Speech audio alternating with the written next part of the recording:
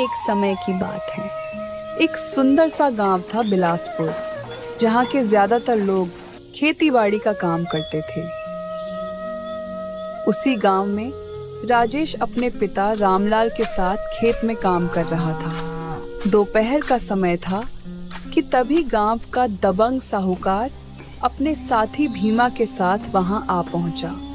वह राजेश के पास जाकर बोला, अरे ओ राजेश, मेरी बात कान खोल के सुन। मैंने तुझे पहले भी बोल दिया है और अब यहाँ दूसरी बार आया हूँ, लेकिन तीसरी बार नहीं आऊंगा। तेरी भलाई इसी में है कि तू जल्द से जल्द ये खेत खाली कर दे, नहीं तो इंतजाम बुरा होगा। इस खेत की जो भी कीमत मैं तुझको दे रहा हूं, उसको चुपचाप रख ले और खेत खाली कर दे। यह सुनकर राजेश का पिता रामलाल डर गया और अपने बेटे राजेश की ओर देखकर बोला, बेटा, ये साहूकार खतरनाक और दबंग है। इसका राजमहल तक उठना बैठना है। मुझे लगता है कि हमें उसकी बात मान लेनी चाहिए। सारा गांव उसके खिलाफ कुछ भी बोलने से डरता है। हम अकेले क्या कर लेंगे बेटा? अरे आप चुप रहिए पिताजी, ये क्या बात कर रहे हैं आप? अगर सारा गांव उसके खिलाफ नहीं बोलता तो इसका मतलब ये नहीं है कि ये जो चाहेगा वो करता रहेगा। ये जमीन है जिस पर आपने खेती की, आपके पिताजी ने खेती की और हमारे सारे पूर्वज इस पर खेती करते आ रहे हैं। ये जमीन हमारी माँ के समान है और हमारे पूर्वजों की निशानी है। हम इसको कौड़ियों के भाव साहूकार को नहीं देने वाले। इतना कहकर राजेश ने साहूकार की ओर देखा और गरज कर बोला, अरे ओए साहूकार, चला जाए यहाँ से। तेरी इन गीदड़ भभकियों से कमजोर लोग डरते होंगे, हम नहीं डरते। तुझे जो करना है कर ले जा, हम ये जमीन नहीं छोड़ने वाले। यह सुनकर भीमा, जो उस साहूकार का नौकर और मुनीम था, गुस्से से बोला, अरे तुझे पता है किससे बात कर रहा है? आवाज नीची करके बात कर। तू क्या खुद को बहुत बड़ा वीर समझता है? तुझे क्या लगता है कि तू सेठ जी से ज्यादा ताकतवर है? रुक जा, तेरी तो खैर नहीं। अरे ओ भीमा, रुक जाओ, रुक जाओ। हम एक किसान हैं। किसान धरती का सीना चीरकर अनाज उगाना जानते हैं, तपती दोपहर में जुताई करते हैं। तो तू सोच, अगर हमारा एक हाथ भी गलती से तुम पर्याय साहूकार पर पड़ गया ना, तो हमको नहीं लगता कि तुम यहाँ खड़े भी रह पाओगे। यह सुनकर साहूकार और भीमा दोनों क्रोधित हो जाते हैं। साहूकार ने राजेश की ओर देखा और गुस्से से बोला, चल ठीक है, ठीक है, देखते हैं कब तक जमीन नहीं छोड़ता है। अब मैं तेरे पास नहीं आऊंगा। मैं तेरी ऐसी हालत कर दूंगा कि अब तू ही आएगा मुझसे भीख मांगने। और तूने जो मेरा अपमान किया है, जो धमकी दी है, उसकी कीमत तुझे चुकानी होगी। चल भीमा, देख लेंगे इसे तो। यह कहकर साहूकार अपने नौकर भीमा के साथ वहां से चला गया। वही राजेश अपने खेत का काम पूरा करके अपने पिता रामलाल के साथ घर पहुंचा। घर पर रामलाल को उदास देखकर राजेश की मां ने पूछा, क्या हुआ जी? क्या बात हुई? आप इतने उदास क्यों लग रहे हैं? और फिर रामलाल ने सारी बात अपनी पत्नी को बताई। मैंने राजेश बेटे से बोला था कि ये सेठ बहुत खतरनाक है, इससे मत उलझो, नहीं तो ये कुछ भी कर सकता है। यह सुनकर वो राजेश से बोली, राजेश बेटा, ये तूने क्या किया? अगर साहूकार कौड़ियों के दाम खेत मांग रहे तो दे दो, हम कहीं और चले जाएंगे। मेहनत मजदूरी करके जीवन काट लेंगे, जान से बढ़कर कुछ नहीं होता। राजेश ने गुस्से से अपनी माँ की ओर देखा और बोला, अरे माँ, ऐसे कैसे हम अपनी सालों से चली आ रही आजीविका के साधन को कौड़ियों के दाम बेच दे? हमने अपना खून पसीना एक करके उसे उपजाऊ बनाया है। और माँ, हमारी रगों में खून दौड़ता है, पानी नहीं। और उस साहूकार से हमको डर नहीं लगता। और वैसे भी गांव में कोई तो होना चाहिए जो उसके खिलाफ आवाज उठाए। इतना कहकर राजेश घर से बाहर निकल गया। वही उस साहूकार की एक बेटी भी थी जो अपने पिता के विपरीत थी। वो उससे अलग विचार रखती थी। वो राजेश को पहले से जानती थी। राजेश की बहादुरी और मेहनत देख के वो उसे पसंद करने लगी थी। राजेश कुछ दूर चला ही था कि उसे साहूकार की पुत्री रूप कंवर मिल गई। उसकी सुंदरता की चर्चा दूर दूर तक थी। राजेश, मैंने सुना कि तुमने पिताजी और उनके नौकर भीमा को अपने खेत से खदेड़ दिया और उनका बहुत अपमान किया। बहुत अच्छा किया तुमने। वाकई में तुम बहुत बहादुर हो। अगर गांव के और लोग भी इतनी हिम्मत करते तो पिताजी का दबदबा इतना ना होता। अत्याचार करने वाला उतना दोषी नहीं होता जितना उसे सहन करने वाला होता है। लेकिन हाँ, मेरे पिताजी बहुत खतरनाक हैं। उनसे जरा बचकर रहना। अरे तुम इसकी चिंता मत करो। तुम्हारे पिताजी और उनके 2 कौड़ी के आदमी मेरा कुछ नहीं बिगाड़ सकते। तुम देखना, एक दिन मैं उनकी सबक सिखा कर रहूंगा। इतना कहकर राजेश वहां से चला गया। रूप कंवर भी कुछ देर बाद अपनी हवेली लौट आई। हवेली में साहूकार गुस्से से अपने आदमी भीमा के पास बैठा हुआ था। साहूकार जी, इस राजेश के बच्चे को सबक सिखाना ही पड़ेगा। इसकी बातों में बगावत की बहुत भयानक बू आ रही है। अगर इसे रोका नहीं गया तो ये आग पूरे गांव में फैल जाएगी और आपका दबदबा खत्म हो जाएगा। वो ये सब बातें कर ही रहे थे कि तभी वहां पर साहूकार की पत्नी चंपा आ गई, जिसने उनकी बातें सुन ली थी। अरे आप मूर्ख हो क्या? मेरी समझ में ये नहीं आता कि अगर राजेश अपना खेत बेचना नहीं चाहता तो आप उसके पीछे क्यों पड़े हुए हैं? मुझे लगता है कि आपको उसे अपने साथ मिला लेना चाहिए। ऐसे बहादुर नौजवान बहुत कम मिलते हैं। अरे तुम्हें क्या लगता है चंपा कि क्या मैंने ऐसा करने की कोशिश नहीं की? लेकिन उस लड़के ने मेरे मुंह पर मना कर दिया और कहा कि वो मेरे जैसे लालची और अत्याचारी साहूकार के साथ कभी हाथ नहीं मिलाएगा। लेकिन सारा गांव जानता है कि हमारी पुत्री रूपं कंवर और राजेश के बीच क्या चल रहा है। हमारी पुत्री उससे मन ही मन प्रेम करती है। अरे बकवास बंद करो चंपा। कहीं तुम ये नहीं भूल रही कि रूप कंवर हमारी पुत्री से कहीं ज्यादा हमारे लिए हुक्म का वो इक्का है जिसे हम समय आने पर इस्तेमाल करेंगे। मैं हमारी पुत्री रूप कंवर का हाथ उस बगावती किसान को हरगिज नहीं सौंपूंगा। तभी वहां पर रूप कंवर आ जाती है। पिताजी, आप ऐसा क्यों कर रहे हैं? अगर राजेश आपको अपना खेत नहीं बेचना चाहता तो आप उसके पीछे क्यों पड़े हैं? वो और लोगों की तरह नहीं है जो दुबक कर बैठ जाएगा। अरे चुप करो तुम बड़ी तरफदारी कर रही हो उसकी। और हाँ, कान खोल कर सुन लो। अगर तुम्हारे मन में उस राजेश के लिए जो कुछ भी है उसे निकाल कर फेंक दो, क्योंकि मैं तुम्हारा विवाह उससे तो हरगिज नहीं होने दूंगा। कहां तुम साहूकार की बेटी और कहां वो 2 कौड़ी का किसान, और फिर अब वो मेरा दुश्मन भी है। जाओ अब यहां से। रूप कंवर चुपचाप अपने कमरे में चली गई। कमरे में जाकर रूप कंवर गहरी सोच में डूब गई। सारा गांव तो जानता है कि मैं राजेश को पसंद करती हूँ। शायद राजेश को भी पता है, लेकिन मैंने कभी अपने प्रेम का इजहार नहीं किया। मुझे अब कर देना चाहिए। अगर राजेश भी मुझसे प्रेम करता है तो मैं दावे से कह सकती हूँ कि वो मुझसे शादी कर लेगा, क्योंकि वो मेरे पिताजी से डरता नहीं है। वो उनके सामने मुझसे शादी कर लेगा। उधर साहूकार गुस्से से अपनी हवेली से बाहर आ गया। हाँ तो सुनो भीमा, अब बस बहुत हो गया।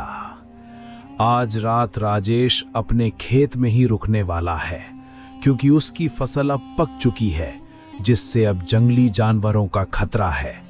तू एक काम कर, अपने 2-3 आदमियों को लेकर जा, उस राजेश को रास्ते से हटा दे और गांव में ये खबर फैला देना कि राजेश को जंगली जानवरों ने मार डाला। इस तरह से सांप भी मर जाएगा और लाठी भी नहीं टूटेगी, और फिर वो जमीन अपने नाम करने से कोई नहीं रोक सकता, और फिर कोई और मेरे खिलाफ जाने की सोचेगा भी नहीं। अरे वाह सेठ जी, क्या दिमाग चलाया आपने, बहुत ही बढ़िया। ये फैसला तो मैं कहता हूँ आपको बहुत पहले ही ले लेना चाहिए था। बात आगे इतनी बढ़ती ही नहीं। आप चिंता मत करिए, आज रात ही मैं राजेश को रास्ते से हटवा दूंगा। ये सुनकर साहूकार के चेहरे पर लालची मुस्कान आ गई। शाम का वक्त हो चुका था। खेत की सीमा पर राजेश अकेला बैठा हुआ था। हवा में एक बेचैनी सी घुली हुई थी। तभी पास की झाड़ियों में अचानक तेज हलचल हुई और राजेश चौंक कर उठ खड़ा हुआ। कौन है वहां? लगता है कोई जंगली जानवर है, मुझे देखना चाहिए। तभी उन झाड़ियों से एक छोटी सी हिरन बाहर निकल कर आई। उसने राजेश को बेहद गौर से देखा। वो दिखने में बिल्कुल सामान्य नहीं लग रही थी। ये देख राजेश बोला, अरे ये कोई एक हिरन है, मैं तो खामखा ही डर रहा था। तभी अचानक से वह हिरन बोल पड़ी, अरे तुम मुझे इस तरह से क्यों देख रहे हो? मैं तुम्हें सचेत करने आई हूँ। आज रात तुम्हारी जान खतरे में है, इसलिए यहाँ से चले जाओ। हिरन को इंसानी आवाज में बोलता देख राजेश दंग रह गया। अरे तू इंसानी आवाज में कैसे बोल सकती है? कहीं हिरन के भेष में तू कोई चुड़ैल या पिशाचनी तो नहीं? अरे डरो मत, मैं तुम्हें कोई नुकसान नहीं पहुंचाऊंगी। मैं तो बस तुम्हारी जान बचा रही हूँ और तुम मुझ पर शक कर रहे हो। लेकिन मैं तुम्हारी बात कैसे मान लूं? मैंने कभी किसी हिरन को ऐसे बोलते हुए नहीं सुना। समय आने पर सब बता दूंगी, लेकिन अभी तुम्हारे लिए तुम्हारी जान बचाना जरूरी है। मेरी बात ध्यान से सुनो। आज रात खेत पर मत रुकना। साहूकार और भीमा ने तुम्हें मारने की साजिश रची है। मैंने खुद उनकी बातचीत सुनी है। वो जंगली जानवरों के बहाने तुम्हें मरवाना चाहते हैं। इतना कहकर हिरण रानी वहां से उन्हीं झाड़ियों में गायब हो जाती है। कुछ देर तक राजेश वहीं खड़ा रहा। फिर बहुत विचार के बाद वह खेत छोड़कर चला गया। ऐसे ही वो रात बीत जाती है।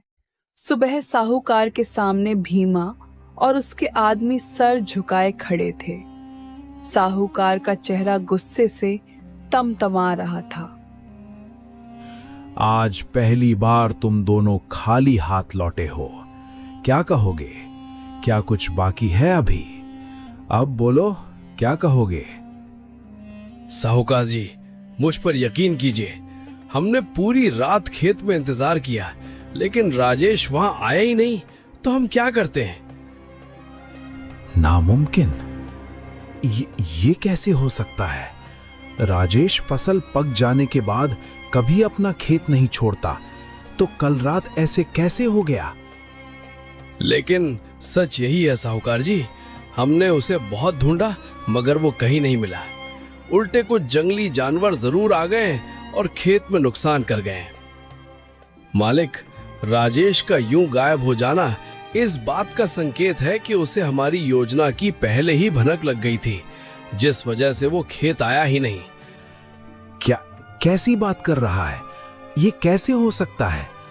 भला उसे कौन बता सकता है? ये बात तो सिर्फ हमारे बीच हुई थी ना। मैंने तो अपनी पत्नी तक को भी नहीं बताया था, और जब हमने योजना बनाई तब रूप कंवर भी वहां नहीं थी।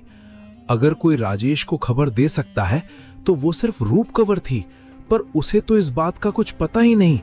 फिर किसने बताया होगा? अब जो भी हो मालिक, इस राजेश को रास्ते से हटाना बहुत जरूरी हो गया है। नहीं तो ये हमारे लिए और मुसीबत खड़ी कर देगा। साहूकार की आंखों में बदले की अग्नि जल रही थी। अगली सुबह जब राजेश खेत पहुंचा तो वह देख के चौंक गया, क्योंकि फिर वही हिरण सामने आकर खड़ी हो गई। उसे देख राजेश बोला, अरे तुम यहाँ? हाँ, कल तुम बिल्कुल सही बोल रही थी। साहूकार के आदमी और भीमा मुझे मारने के लिए यहाँ आए थे। हम छुपकर उन्हें अपनी आंखों से देख रहे थे। अब ये बताओ कि तुम कौन हो और इंसान की भाषा में कैसे बोल सकती हो? अच्छा, तो सुनो, अगर तुम्हें मेरे बारे में पूरी सच्चाई जाननी है तो यहाँ से थोड़ी दूर एक जंगल में साधु बाबा तपस्या कर रहे हैं। उनके पास जाओ और उन्हें ये सारी बातें बताकर मेरे बारे में पूछो। वो तुमको सारी बात बता देंगे। मैं तुम्हें मेरा रहस्य नहीं बता सकती। इतना कहकर हिरण वहां से चली जाती है। राजेश के कुछ समझ में नहीं आ रहा था कि ये क्या हो रहा है, लेकिन कुछ देर सोच विचार के बाद वो बोला, हाँ, जो भी हो, मुझे इस हिरण के बारे में जानना ही होगा। आखिर इसका क्या रहस्य है? इसने मेरी जान बचाई है, नहीं तो कल रात तो मैं मर गया होता। यह कहकर वह उस जंगल की ओर चल पड़ा। काफी दूर चलने के बाद उसे एक पेड़ के नीचे एक साधु बाबा तपस्या में लीन नजर आते हैं। जैसे ही वो उनके पास जाता है, साधु बाबा बोलते हैं, अरे तुम कौन हो? प्रणाम साधु महाराज, मैं एक किसान हूँ और एक हिरण ने मुझे यहाँ आपके पास भेजा है। दरअसल बात यह है कि... इतना कहकर राजेश ने सारी घटना साधु बाबा को बता दी। साधु रहस्यमय अंदाज में मुस्कुराए और बोले, ओह अच्छा, तो तुम उस हिरण रानी के बारे में जानने आए हो। आखिरकार उसे बुद्धि आ ही गई। चलो अच्छा है। ये आप क्या बोल रहे हैं? बुद्धि? हिरण रानी? मुझे कुछ समझ नहीं आ रहा। चिंता मत करो, तुम्हें सारी बातों का रहस्य तुम्हें पता लग जाएगा। तुमने बताया है कि कैसे साहूकार तुम्हारी जमीन हड़पना चाहता है, लेकिन तुम उसके सामने झुके नहीं और ना ही डरे। लेकिन क्या तुम्हें पता है, साहूकार की बेटी रूपक कंवर तुमसे प्रेम करती है। क्या तुम भी उसे पसंद करते हो? ये आप क्या बोल रहे हैं साधु महाराज? पसंद तो करता हूँ, लेकिन वो ठहरी साहूकार की बेटी और मैं एक गरीब किसान। भला वो मुझसे प्रेम क्यों करेगी? और बात रही गांव वालों की, तो सारे लोग सिर्फ चुपचाप बातें करते हैं। उनका काम है बातें बनाने का। रूप कंवर ने अभी तक मुझसे अपने प्रेम का इजहार तक नहीं किया है। अच्छा, अगर वो अपने प्रेम का इजहार करे तो क्या तुम में उससे विवाह करने की हिम्मत है? क्या तुम उसके पिता से लड़ पाओगे? बिल्कुल है साधु महाराज।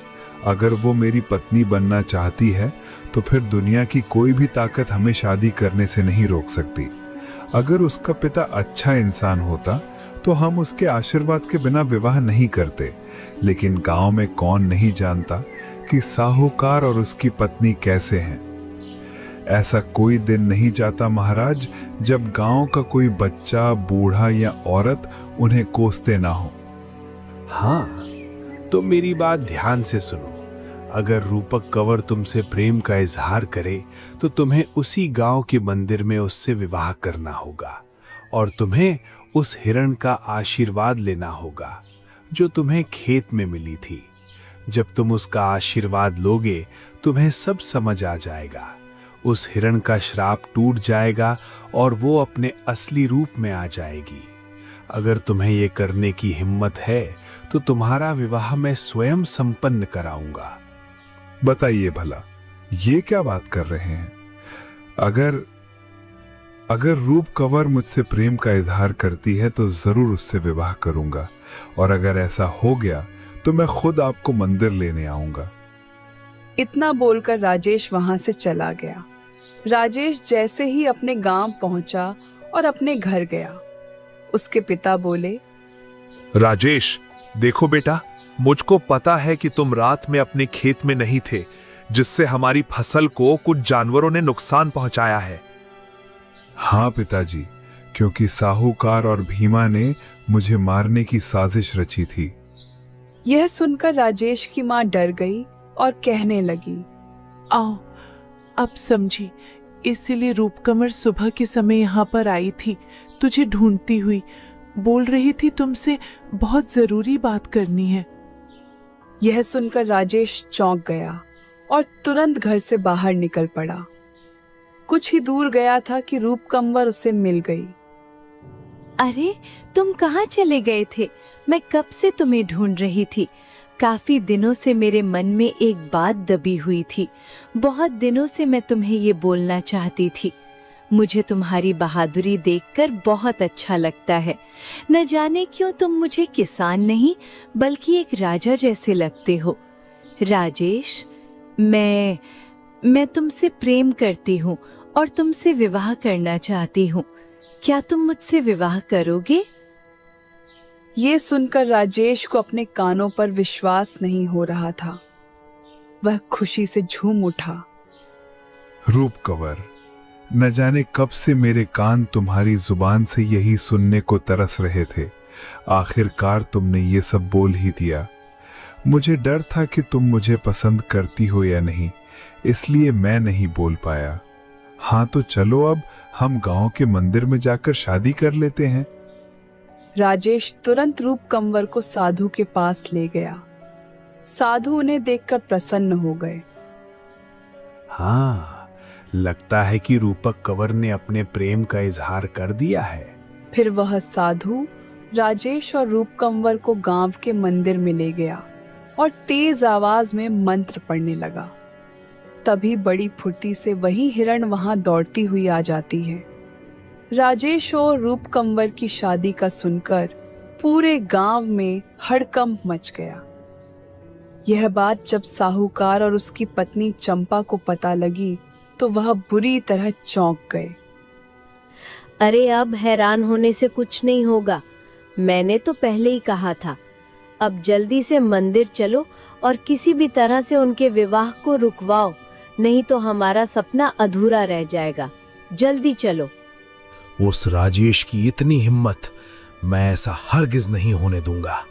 अब मैं उस राजेश के बच्चे को सारे गांव वालों के सामने मार डालूंगा, फिर चाहे राजा विक्रमादित्य हमको फांसी ही क्यों ना दे दे। चलो।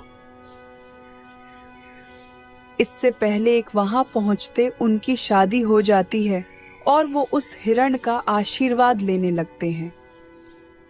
सदा सुहागन रहो मेरी बेटी, मेरा आशीर्वाद हमेशा तुम्हारे साथ है।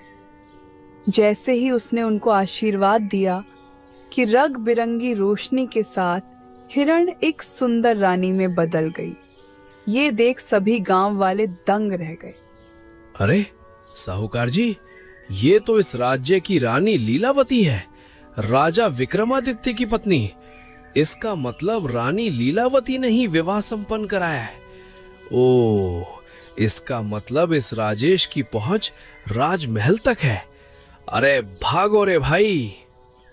इतना कहकर भीमा और साहूकार के आदमी दबे पांव वहां से भाग गए। साहूकार अवाक खड़ा रह गया। ये कैसे हो सकता है? आप तो वर्षों पहले लापता हो गए थे ना? सारी गलती मेरी ही थी। जब मेरी पुत्री 2 वर्ष की थी, मेरे पति राजा विक्रमादित्य ने उसका रिश्ता अपने मित्र के किसान पुत्र राजेश से तय कर दिया था। ये सुनकर मैं बहुत क्रोधित हो गई। मैं नहीं चाहती थी कि मेरी बेटी एक किसान की पत्नी बने। साहूकार उस समय मेरे महल में कर्मचारी था। मैंने उससे सलाह ली। उसने कहा कि वो मुझे और मेरी बेटी को ऐसी जगह ले चलेगा जहां राजा विक्रमादित्य हमें ढूंढ नहीं पाएंगे। मैं उसकी बातों में आ गई और ये हमें जंगल ले गया। और जब सब सो गए तब इसने मेरी बेटी को चुरा लिया और वहां से भाग गया। सुबह उठी तो साहूकार और मेरी बेटी दोनों ही वहां नहीं थे। तभी मुझे ये साधु बाबा मिले। मैंने उन्हें सब बताया। इन्होंने कहा कि तुमने अपने पति को छोड़कर बहुत बड़ी गलती कर दी। तुम्हें वहां से ऐसे भागकर नहीं आना था। इसका प्रायश्चित तुम्हें करना होगा, तभी तुम्हें तुम्हारी बेटी मिल पाएगी। और साधु महाराज ने मुझे हिरन बना दिया और कहा, जब तू हिरन के रूप में अपनी बेटी का विवाह खुशी से किसान के बेटे से करेगी और आशीर्वाद देगी, तभी तेरा श्राप मिटेगा। और उसके बाद मैं बेहोश हो गई। कुछ देर बाद मेरी आंख खुली तो मैंने अपने आप को हिरन के रूप में साहूकार की ही हवेली में पाया। तब से मैं अपनी बेटी के ही पास थी और सही समय का इंतजार कर रही थी। अरे, मुझे लगा था कि तू मर गई। मैंने योजना बनाई थी कि एक दिन राजा से उसकी बेटी लौटाकर फिरौते में बहुत सारा खजाना मांगूंगा, क्योंकि रूप कंवर के हाथ में अपने वंश का निशान है, इसलिए राजा मना भी नहीं कर सकते थे। पर तूने मेरी योजना पर पानी फेर दिया। पर अब गांव वालों को तेरे बारे में सब पता चल चुका है। देखते क्या हो गांव वालों, मारो इसे, ये तुम्हारी रानी का आदेश है। गांव वालों ने साहूकार की जमकर पिटाई की और उसे कारागार में डला दिया। लीलावती रूपकंवर और राजेश को लेकर राजमहल पहुंची और सारी बात राजा विक्रमादित्य को बताई और लीलावती ने भी क्षमा मांगी। अच्छा, कोई बात नहीं, तुम्हें ये रिश्ता पसंद नहीं था तो तुम मना कर सकती थी। ऐसे भागकर जाने की क्या जरूरत थी। मैं सब क्षमा करता हूँ। राजेश अब मेरा दामाद है। एक गरीब किसान का बेटा हिरण रानी के आशीर्वाद से न केवल अत्याचार से मुक्त हुआ, बल्कि राज परिवार का दामाद बना। उसने दिखा दिया कि सच्चाई, साहस और प्रेम के सामने झूठ और लालच की कोई औकात नहीं होती। कभी कभी एक साधारण सा युवक भी राजकुमार से कम नहीं होता। बस जरूरत होती है किसी रानी के आशीर्वाद और खुद पर विश्वास की। तो दोस्तों, कैसी लगी आपको ये कहानी? कमेंट बॉक्स में जरूर बताएं।